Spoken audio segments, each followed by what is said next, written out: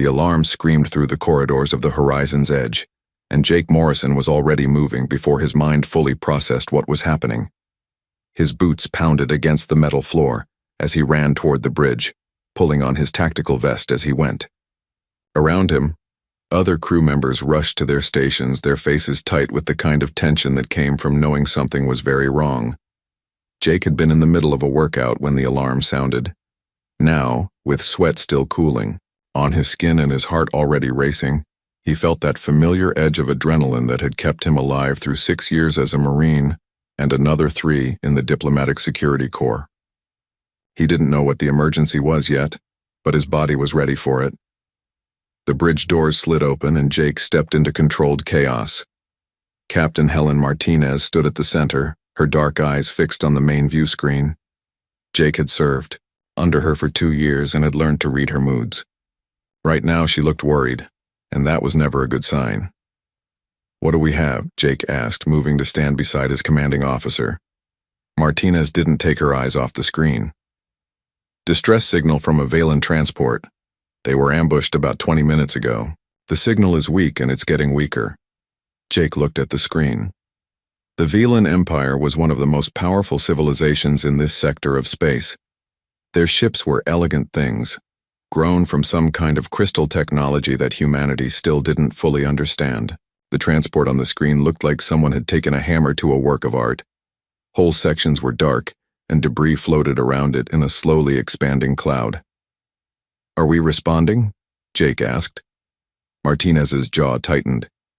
"Velen military ships are 40 minutes out. The transport's life support is failing. They'll be dead in 30. Jake understood the problem immediately.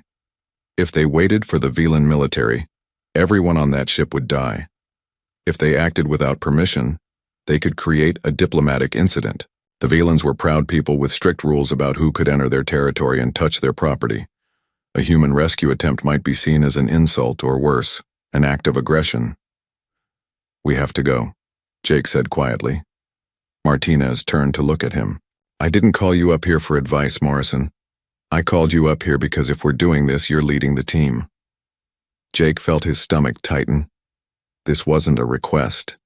It was an order that could end his career or start a war. But somewhere, on that dying ship, people were running out of air, and that was the only thing that really mattered. "How many on the team?" Jake asked. 4. You, Chen, Martinez, and Brooks. Light and fast. Get in, get survivors, get out. You have 20 minutes before the Velen military arrives, and they won't be happy to find us there. 20 minutes. Jake had done more with less time, but never with this much riding on it. He nodded once and turned to leave. "Morrison," Martinez called after him. "Don't make me regret this." Jake didn't answer. He was already thinking through the mission, running scenarios in his head as he sprinted toward the shuttle bay. By the time he arrived, his team was already there, checking their equipment with the quick efficiency of people who had trained together for years. "We all know the drill," Jake said as they climbed into the shuttle. "In and out 20 minutes. Velen biology is different from ours. Their air mix is heavier on nitrogen, lighter on oxygen. If you see someone without a mask, they're in trouble. Priority is getting survivors to safety." Questions? There were none. These were good people. Professionals who understood that sometimes you had to act first and deal with the consequences later. The shuttle bay doors opened, and they launched into the black. The Velen transport looked worse up close. Jake could see the scorch marks from energy weapons, the twisted metal where explosions had torn through the hull.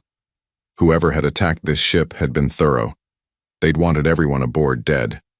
"I'm reading 3 life signs," Chen said from the pilot's seat. 2 are weak. 1 is really weak. Jake's hands moved automatically, checking his equipment one more time. "Put us down on the dorsal airlock. We'll breach there and work our way toward the life signs." The shuttle attached to the transport with a metallic clang, and Jake was the first through the airlock. The inside of the Velen ship was dark except for the emergency lights, which cast everything in a red glow. The air smelled wrong, a mix of burnt plastic and something sweet that Jake couldn't identify. They moved quickly through the corridors, following the signal from the life signs. Jake had studied Velen ship layouts, but theory was different from practice. The walls seemed to pulse with a faint inner light, and the floor felt strange under. His boots almost soft, like walking on something alive. They found the first survivor in what looked like a cargo bay. He was a Velan guard, his crystalline armor cracked and dark with blood that looked too purple to be human. He was conscious but badly wounded. Brooks stayed with him while the rest of the team pushed forward. The second survivor was in better shape. Another guard who had managed to seal himself in a medical bay. He looked at Jake with eyes that reflected the emergency lights in a way that was distinctly alien, but the relief on his face was universal. "The princess," he said in heavily accented standard. "You must save the princess." Jake's blood went cold. A princess. They were trying to rescue Velan royalty, and nobody had thought to mention that in the briefing. This changed everything. If something went wrong, if the princess died, it wouldn't just be a diplomatic incident. It could mean war. "Where is she?" Jake asked. The guard pointed deeper into the ship. "The royal quarters. The corridor collapsed. I tried to reach her, but the way is blocked." Jake looked at his team. They had maybe 10 minutes left. "Chen, stay with this one. Get him and the other guard back to the shuttle. Martinez and I will find the princess." Chen looked like she wanted to argue, but she nodded instead. Jake and Martinez moved deeper into the dying ship, following the guard's directions. The damage got worse the further they went. Whole sections of the corridor had collapsed, and Jake had to squeeze through gaps that were barely wide enough for his shoulders. They found her in a sealed compartment, visible through a window that had somehow survived the attack. She was young, maybe the equivalent of her early 20s in human terms, with the same crystalline features as the guards but more delicate, almost translucent. She was alive, but Jake could see the problem immediately. Her breathing apparatus was damaged, leaking the special atmosphere she needed to survive. "We need to get through this door," Jake said, examining the seal. The metal was twisted, jammed in a way that would take cutting tools they didn't have time to use. "There's another way," Martinez said, pointing to a vent above them. "If we can get through there, we can drop down into the compartment." Jake looked at the vent, then at Martinez, then at his watch. 8 minutes. "Do it." Martinez pulled herself up into the vent, and Jake heard her moving through the narrow passage. Seconds ticked by like hours. Then there was a crash, and the door's seal broke. Martinez had gotten inside and opened it from the other side. Jake pushed through and dropped to his knees beside the princess. Her eyes were closed, and her breathing was shallow. The apparatus on her face was definitely failing, hissing as the precious atmosphere leaked away. "We need to get her to the shuttle," Martinez said. "Maybe our medical bay can help her." Jake shook his head. He'd read the briefings. Velan biology was complicated, and their atmosphere requirements were specific. If they tried to move her without fixing the apparatus, she'd suffocate before they got halfway back.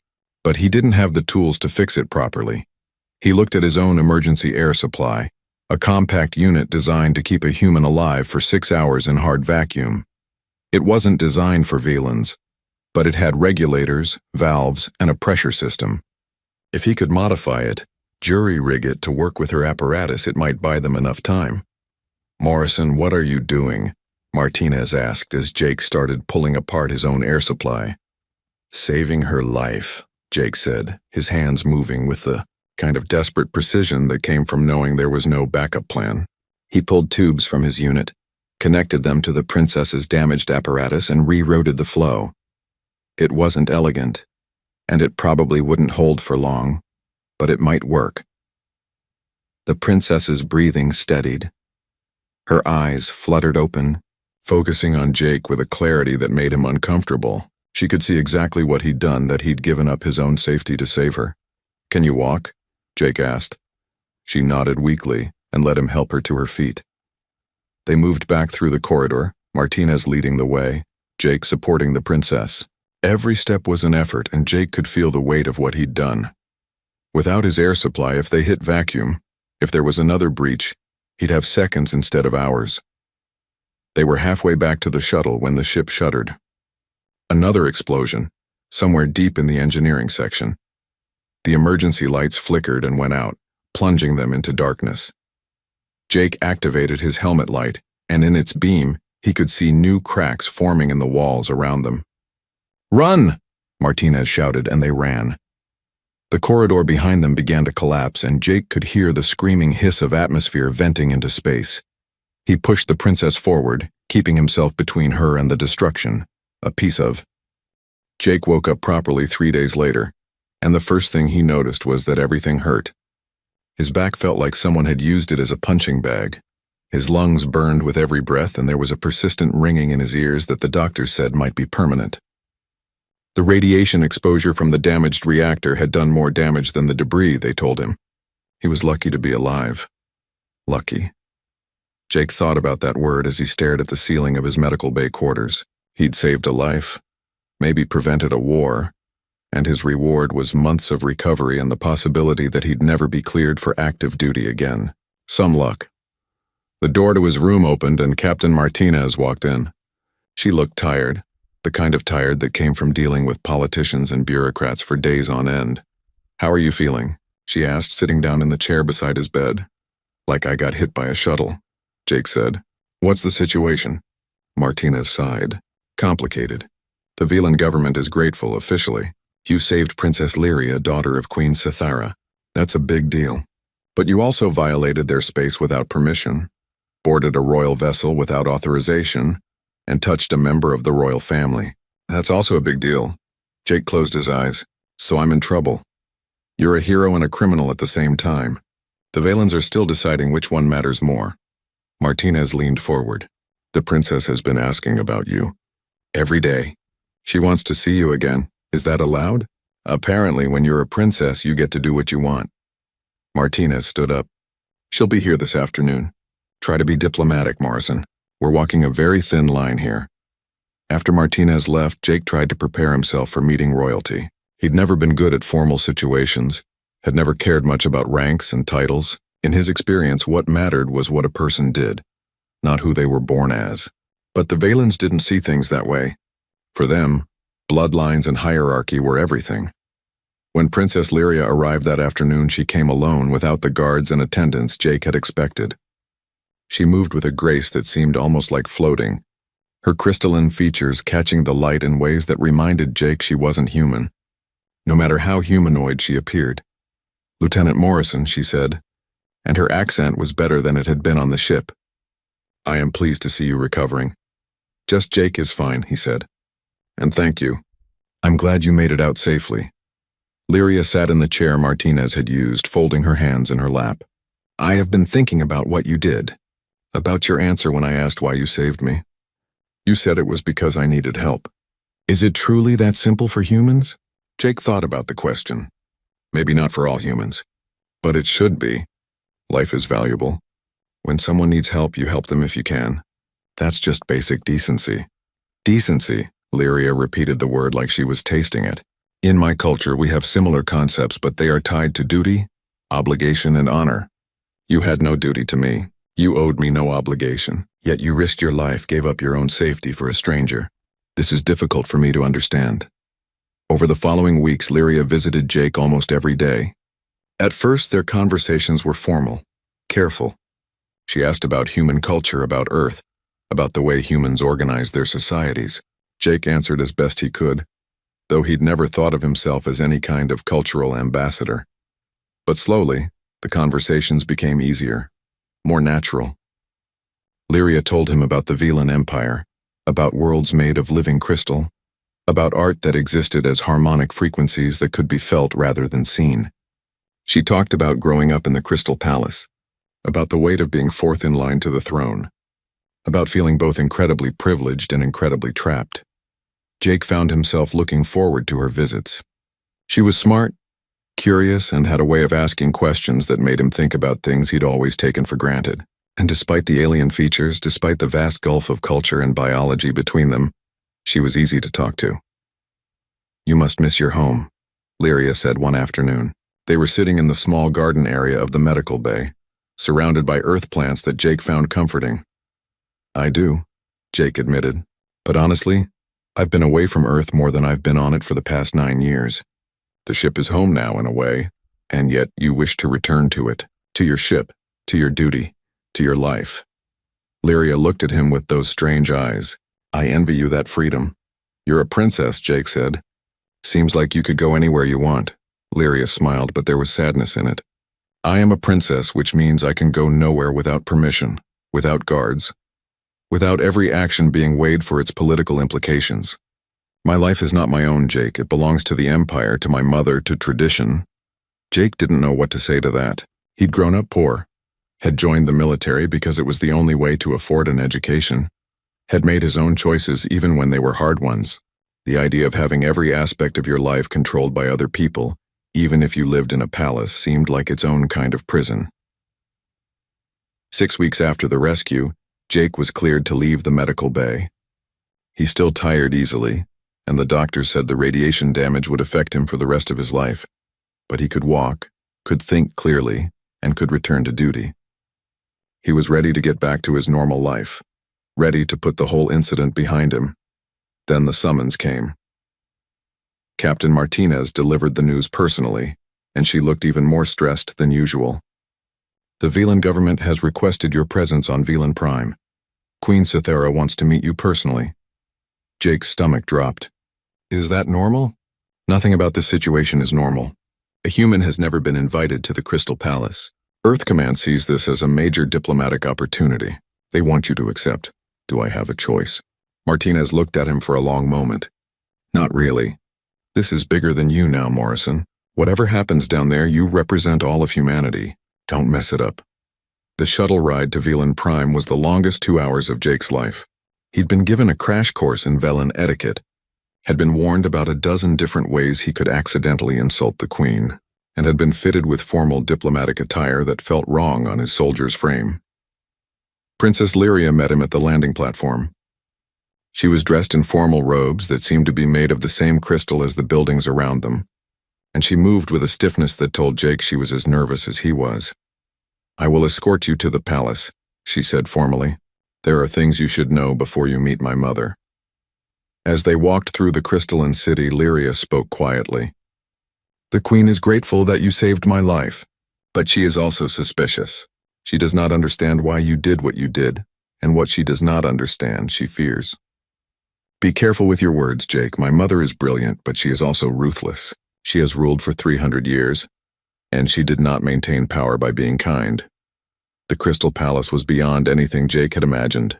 It rose from the center of the city like a mountain made of light, its walls humming with harmonics that Jake could feel in his bones. Inside, the throne room was vast and filled with Velan nobles, all of them watching Jake with expressions that ranged from curiosity to contempt. Queen Cythera sat on a throne that seemed to grow directly from the floor. She was old, even by Velan standards, her crystalline features showing the fine cracks of centuries. But her eyes were sharp, intelligent, and utterly cold. Approach, she commanded, and Jake walked forward, very aware of the hundreds of eyes on him. He stopped at what he hoped was a respectful distance and tried to remember the formal greeting he'd been taught, but the Queen raised a hand, stopping him. I have reviewed the reports of your actions, she said, her voice carrying through the vast chamber without seeming to rise. You entered Velan space without authorization. You boarded a royal vessel without permission. You touched a member of the royal family. These are serious offenses. Jake kept his face neutral, but his heart was pounding.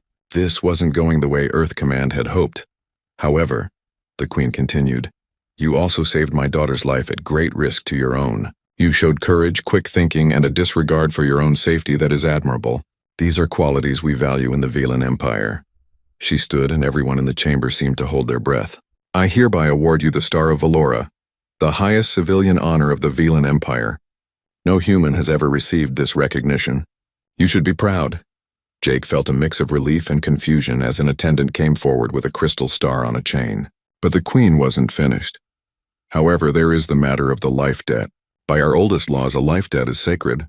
My daughter owes you her life, and this debt must be fulfilled according to tradition. Until such time as this debt is properly discharged, you will remain here on Velan Prime as a protected guest of the royal family.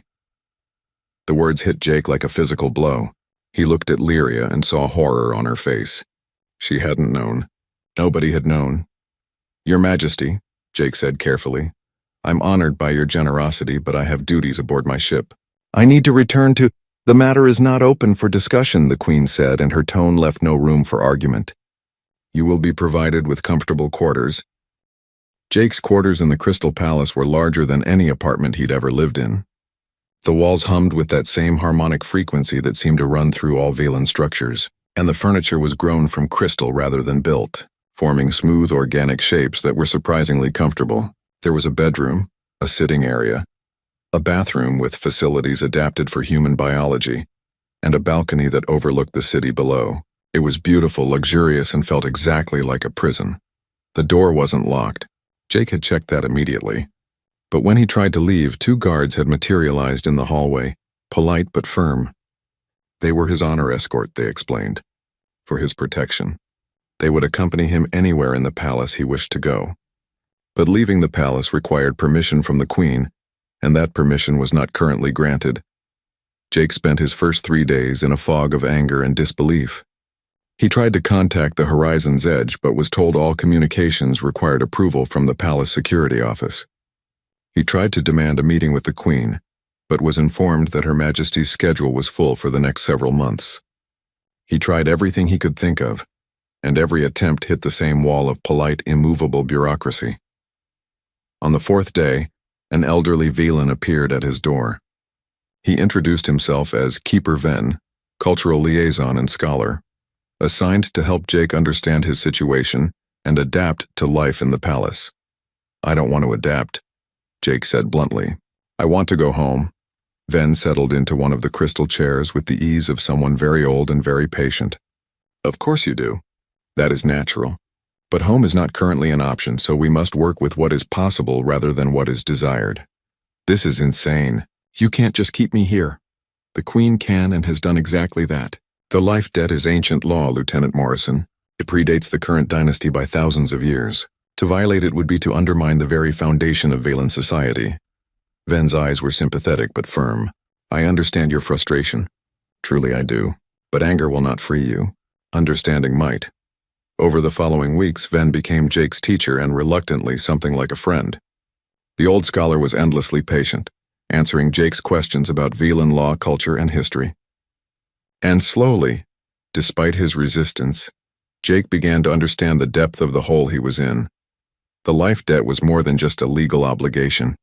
It was woven into the spiritual and philosophical framework of Valen society. Lyria's life belonged to Jake in a very real sense, and until he performed some act that balanced the cosmic scales, that debt would remain. The problem was that opportunities for such acts were rare.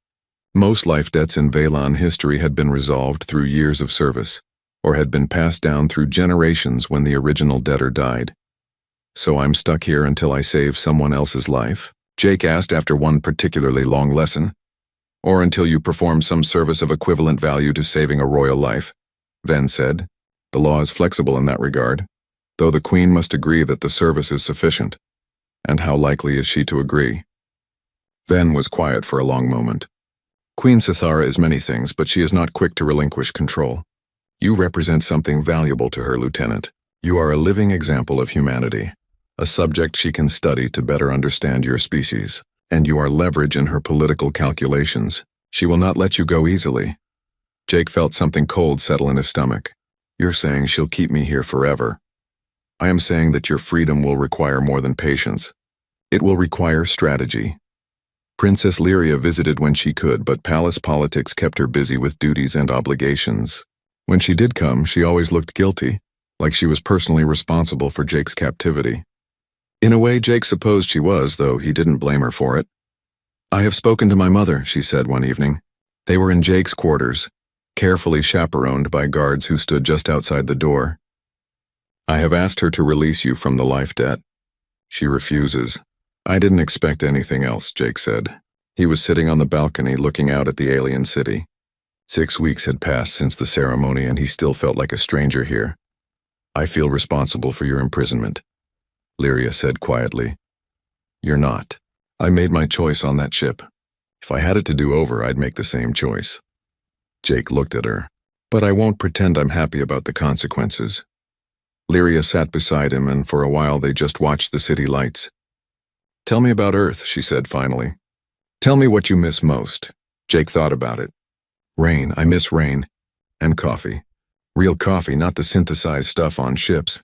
And I miss being able to walk down a street without everyone staring at me like I'm some kind of exotic animal. You are exotic here, Lyria said with a slight smile. We have had little contact with humanity. Most of my people see your species as newcomers barely out of your primitive phase. The fact that you saved my life challenges their assumptions. It makes them uncomfortable.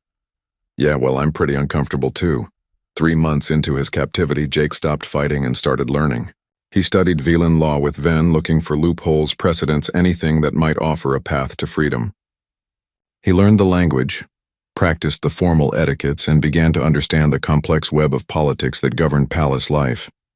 He also started to see the beauty in Velan culture.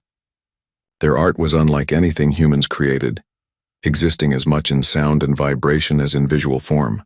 Their literature was philosophical and deep, exploring questions of duty, honor, and the nature of existence.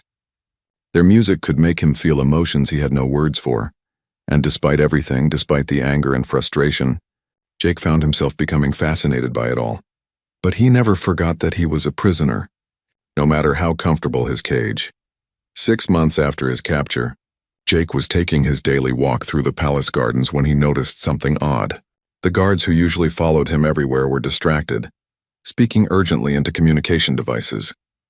The palace staff who normally bowed and moved aside were running, their faces tight with tension. Something was wrong.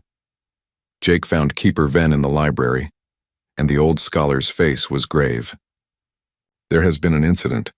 Palace security has been increased. You should return to your quarters. What kind of incident? Ven hesitated, then seemed to decide that Jake had earned some honesty. Intelligence suggests that the Kresh raiders who attacked Princess Lyria's transport were part of a larger conspiracy. There are concerns about palace security. Jake's military training kicked in immediately. You think they might attack here? It is a possibility being investigated. But you need not worry. The palace is one of the most secure locations in the Empire. But Jake was worrying. He'd seen what the Kresh could do, had pulled survivors from their handiwork. And he'd learned enough about Velan politics to know that the palace had enemies. Factions that opposed the Queen's relatively progressive stance toward younger species like humanity. Over the next few weeks, tension in the palace continued to build. Security was tightened, visitors were restricted, and Jake found himself even more isolated than before.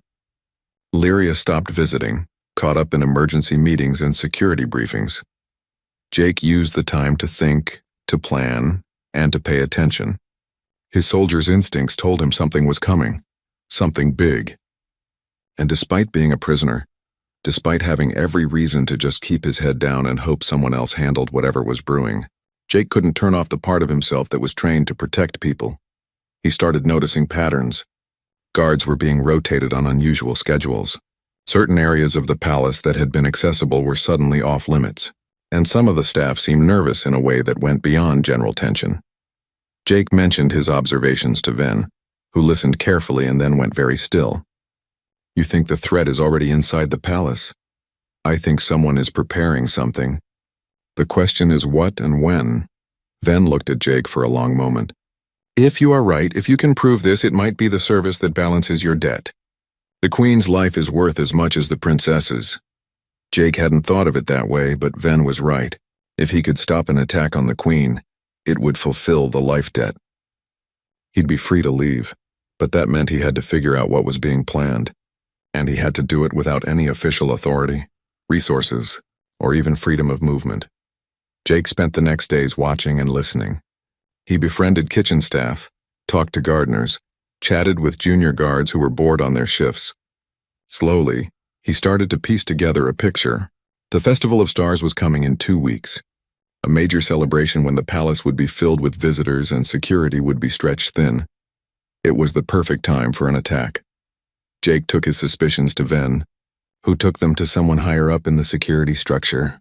But Jake was an outsider, a human, and many in the Queen's court didn't trust him. His warnings were noted but largely dismissed as paranoia, so Jake did the only thing he could do.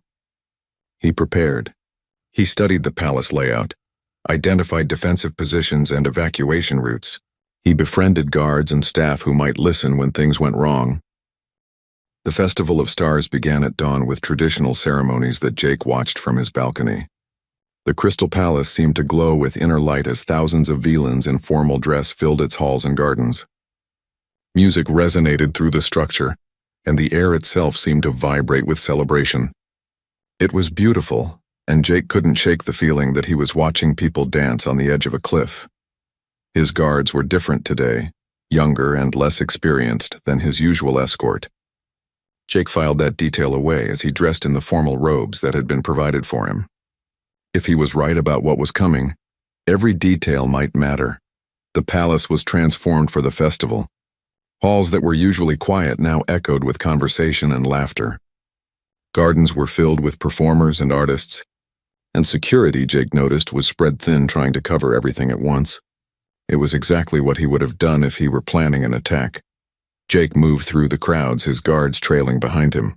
He was looking for anything out of place, anyone who seemed too focused or too nervous. But there were thousands of people here, and he was just one human in a sea of Velans. He found Keeper Ven in one of the smaller reception halls, and the old scholar looked as tense as Jake felt. "You sense it too," Ven said quietly. "Something's wrong. The guards are different today. Security rotations don't match the patterns I've observed, and there are people here I don't recognize from the palace staff. I have brought your concerns to the Security Council again. They are reviewing the guest lists and running additional checks." Ven's face was troubled, but it may not be enough. The main ceremony began at midday in the Great Throne Room. Jake stood near the back with other minor guests, watching as Queen Cythera addressed her people. She spoke of unity, strength, and the eternal glory of the Velan Empire. She looked magnificent and utterly confident. A ruler who had held power for 3 centuries and intended to hold it for 3 more. She was also completely exposed. Jake's eyes scanned the room, taking in the balconies where musicians played, the side doors where servants came and went, the guards positioned at regular intervals. His mind automatically calculated fields of fire, escape routes, and weak points in the security setup. Then he saw it. A servant near one of the side doors moved wrong, shifted his weight like someone carrying something heavy beneath his robes. Jake had seen that stance before, had used it himself when carrying concealed weapons. His heart rate spiked. He started moving toward the servant, but the crowd was thick and his guards were caught off balance by his sudden movement. Jake pushed through, drawing stares and angry mutters, but he kept his eyes on the servant who was moving steadily toward the queen. The servant's hand moved inside his robe. "Gun," Jake shouted in Standard, then repeated it in Velan. "Weapon." Everything happened at once. The servant pulled out an energy weapon, small but deadly. Palace guards started moving, but they were too far away. The queen's personal shields activated, but they took a second to fully deploy. It was enough time for a shot. Jake was running now, shoving people aside, his old combat training taking over. He saw the weapon come up, saw the servant's finger move to the trigger, saw the angle of the shot that would hit the queen before her shields were fully active. He threw himself forward, crashing into the servant just as the weapon discharged. The blast went wide, hitting a crystal column that exploded into fragments. Jake and the servant went down in a tangle of limbs, and Jake's fists were moving before they hit the floor. 3 quick strikes. Military combatives learned in a dozen training sessions and confirmed in actual combat. The servant went limp, but Jake's shout had triggered more than just one assassin. Across the throne room, other servants were dropping their disguises and pulling weapons. This wasn't a single assassin. It was a coordinated attack. Palace guards engaged, and suddenly the beautiful ceremony became a battlefield. Energy weapons discharged with sharp cracks, crystal shattered, and people screamed. The crowd surged toward the exits, panic spreading like fire. Jake grabbed the unconscious servant's weapon and looked for Lyria. He spotted her near the throne, surrounded by guards but in the line of fire from assassins on the upper balcony. Without thinking, Jake ran toward her. "Morrison, what are you doing?" one of the guards shouted at him. "My job," Jake said, and pushed past them to stand between Lyria and the balcony. Energy blast hit the ground around him and he returned fire, forcing the assassins to take cover. More guards arrived, professional soldiers who knew what they were doing. They established a defensive perimeter around the royal family and began systematically taking down the attackers. Jake stayed low, keeping himself between Lyria and any threats, his mind running through the tactical situation. This wasn't just an assassination attempt. The attackers were too well coordinated, too well armed. They had inside help and they had a plan beyond just killing the queen. This was a coup attempt. The power systems, Jake shouted to the nearest guard captain. They'll target the power to create chaos. You need to secure engineering? The captain looked at Jake like he was crazy. But then an explosion rocked the palace and the lights went out. Emergency systems kicked in after a few seconds, bathing everything in red light. But the damage was done. Communication systems were down, shields were down, and half the palace was in darkness. Jake's combat instincts took over completely. He grabbed Lyria's arm. We need to move. They'll be coming for you. I will not abandon my mother, Lyria said, fear and determination mixing in her voice. Then we go to her. Jake looked at the guards. Form up, we're moving to the queen's position. Stay tight, watch your corners. The guards hesitated. They didn't take orders from a human. But they also didn't have a better plan, and Jake moved with the confidence of someone who had done this before. They fell in behind him. Moving through the darkened palace was like moving through a nightmare. They encountered more assassins, and Jake's group had to fight their way forward. He moved on instinct, using every trick he'd learned in his years as a Marine. He directed fire, called out threats, and kept Lyria safe behind him. They found the queen in her private chambers, surrounded by her personal guard but pinned down by a large group of attackers who had somehow gotten into the secure areas. The queen was calm despite the chaos, directing her defenders with the same authority she used to rule an empire. Lieutenant Morrison, she said as Jake's group arrived, I was not expecting human intervention. Funny thing about life debts, Jake said, taking position near a window. They work both ways. The queen almost smiled. Indeed. For the next hour, Jake coordinated the defense of the queen's chambers. He worked with the Valen guards, combining his human tactical knowledge with their understanding of the palace layout. They held off 3 major assaults, and Jake's quick thinking prevented the attackers from using explosives that would have brought down the entire wing. Finally, reinforcements arrived. Valen military forces who had been stationed outside the palace broke through the attackers' positions and secured the area. The coup attempt was over, though the palace was a wreck and bodies lay in the crystal halls. Jake slumped against a wall, exhausted and bleeding from a dozen small wounds he hadn't noticed during the fight. His hands were shaking from adrenaline crash and his mind was still running through combat scenarios. Lyria sat down beside him, and he noticed she was crying quietly. So many dead, she said. So much destroyed, but you're alive. Your mother is alive. That's what matters. Jake looked at his hands, saw the blood on them, and felt tired in a way that went beyond physical exhaustion. Queen Cythera approached them, and even after a battle she moved with perfect dignity. She looked at Jake for a long moment and something in her ancient eyes had changed. You saved my life today, she said simply. I did my job, Jake said. You did more than that. You commanded my guards, defended my throne, and asked for nothing in return. The queen knelt down, which Jake realized was probably something she never did. The life debt is balanced, Lieutenant Morrison. You saved my daughter, and now you have saved me. The scales are even. Jake felt something break inside him, some tension he'd been carrying for months. So I can leave? You are free to leave whenever you wish. The queen stood. But I hope you will consider staying. Not as a debtor, but as a free agent. Your skills, your perspective, your strange human way of seeing problems. These are valuable. I would offer you a position as security advisor and cultural liaison. Jake looked at Lyria, who was watching him with those alien eyes. He thought about the past months, about what he'd learned, about the friends he'd made in this strange place. He thought about Earth, about his ship, about the life he'd had before all of this. I need time to think, he said finally. The queen nodded. Of course. Take all the time you need. Your quarters will remain available to you, but the guards will be removed. You are a guest now, not a prisoner. Over the following days, Jake helped with the cleanup and investigation. The coup attempt had been planned by conservative factions who opposed the queen's openness to younger species like humanity. They'd seen Jake's presence in the palace as a symbol of everything wrong with the current regime. In trying to remove him and the queen, they'd only proven how necessary both were. The shuttle approached Earth and Jake pressed his face against the viewport like a kid seeing candy for the first time. He'd been away for almost a year, counting the months before the rescue mission, and he'd forgotten how blue the planet was. how the clouds swirled in patterns that looked nothing like the crystalline perfection of Valen Prime. Captain Martinez had personally piloted the shuttle, citing security concerns but really just wanting to talk. "You know you're famous now, right?" she said as they entered the atmosphere. "The human who saved a queen and stopped a coup. Earth Command has been showing your picture everywhere." "Great," Jake said. "I just wanted to do my job and go home." "Yeah, well, you succeeded at the first part." Martinez glanced at him. "Are you really thinking about going back?" Jake had been asking himself the same question for the entire week-long journey from Valen Prime. "I don't know, maybe. It's complicated. It always is with you." They landed at the military spaceport in California, and Jake was immediately overwhelmed by the familiar gravity, the smell of Earth air, and the crowd of people waiting for him. His parents were there, older than he remembered, and his sister with her 2 kids who stared at him like he was a stranger.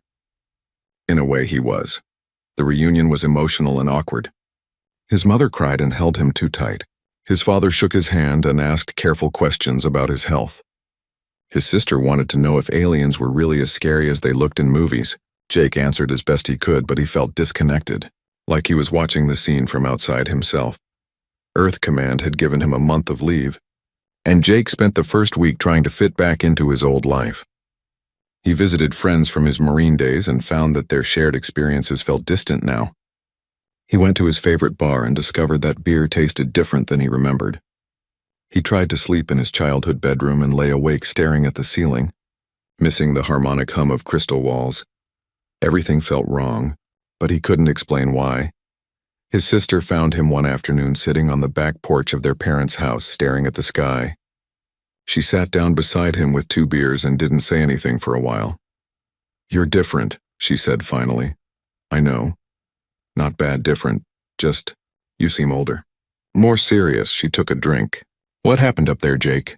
"Really?" So he told her. Not the official version that had been in all the news reports, but the real story, about being trapped, about learning to see value in a culture that had seemed alien and cold, about Lyria and their complicated friendship, about finding purpose in bridge building between species. "You're in love with her," his sister said. "No. Maybe. I don't know." Jake rubbed his face. "It's not that simple. She's a princess. I'm human. There are about 1,000,000 reasons why it wouldn't work. But you're thinking about going back anyway. The work matters. Humans and Valens need to understand each other better, and I'm in a position to help with that. It's not about Lyria."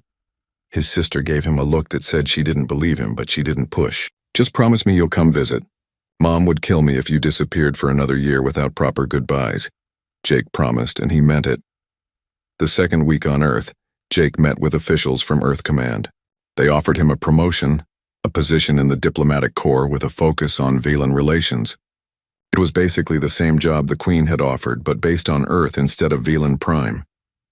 "The Valen Empire has been a powerful force in this sector for thousands of years," the Admiral explained. "Having good relations with them opens doors for humanity. You've already done more for diplomatic ties than decades of formal negotiations. We want you to continue that work." "And if I wanted to accept the Valen offer instead?" Jake asked. "To work from their side?" The Admiral's face tightened slightly. "That would be complicated. You're a human citizen, Lieutenant. We would prefer you work for humanity's interests." Jake left the meeting without committing to anything. He understood the politics now, understood that to both sides he was a valuable asset to be positioned correctly on the board. Everyone wanted him to choose their side. But Jake was starting to think that maybe the whole point was not to choose sides at all. The third week, Jake attended the medal ceremony where he received formal recognition for his actions. The president gave a speech about courage and sacrifice. Jake stood in his dress uniform and tried to look humble, while cameras flashed and politicians shook his hand. It was everything he'd ever thought he wanted: recognition and honor and respect.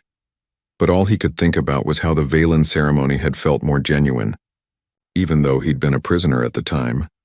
After the ceremony, Jake found a quiet spot in the military garden and called Lyria.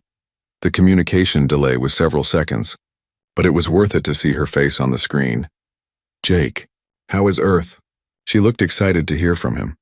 Weird, familiar but different. "I'm having trouble fitting back in." He paused, trying to find the right words. How are things there? Busy.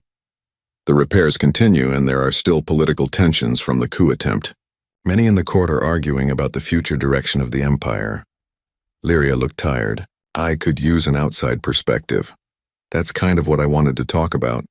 Both Earth Command and your mother have offered me positions. Everyone wants me to pick a side, but you do not want to pick a side. Lyria understood immediately, the way she always did. I think the whole point is to be the bridge, not to stand on one bank or the other. I want to help both sides understand each other, but I can't do that if I'm seen as belonging to one or the other. Lyria was quiet for a moment, thinking. What if you worked for both? Split your time between Earth and Velan Prime. Represent both perspectives rather than choosing one. It was so simple, Jake couldn't believe he hadn't thought of it himself. Would your mother accept that?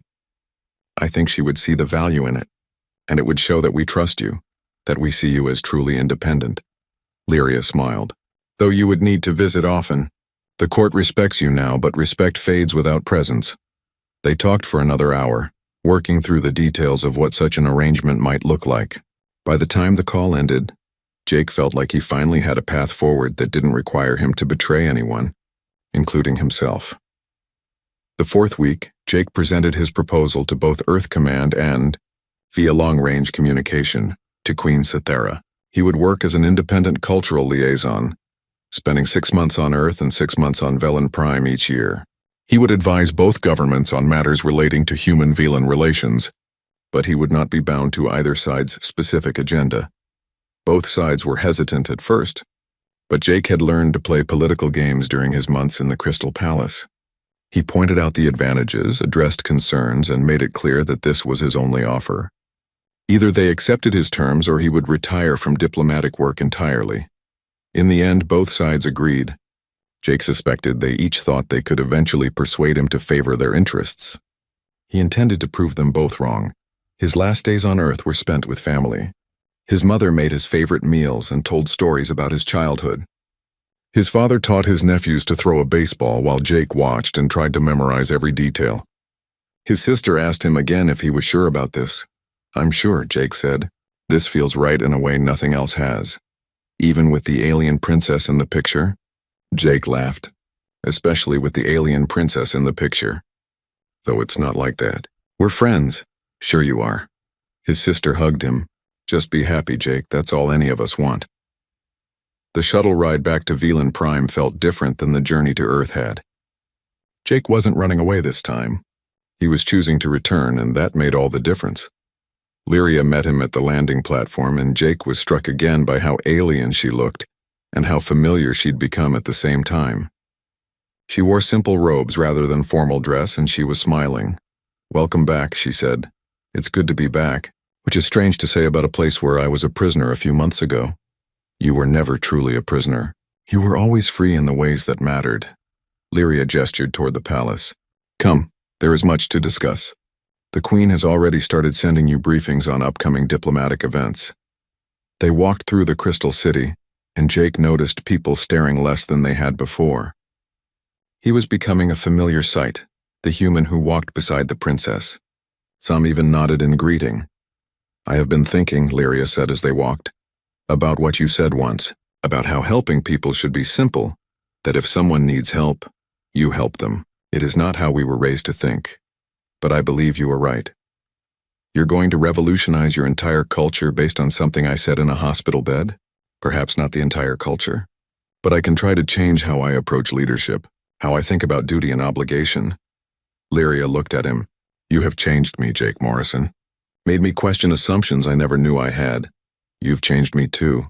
Made me think about things beyond my own little corner of the universe. They reached Jake's quarters, which had been maintained exactly as he'd left them. But it didn't feel like a prison anymore. It felt like a home base, a place to rest between worlds.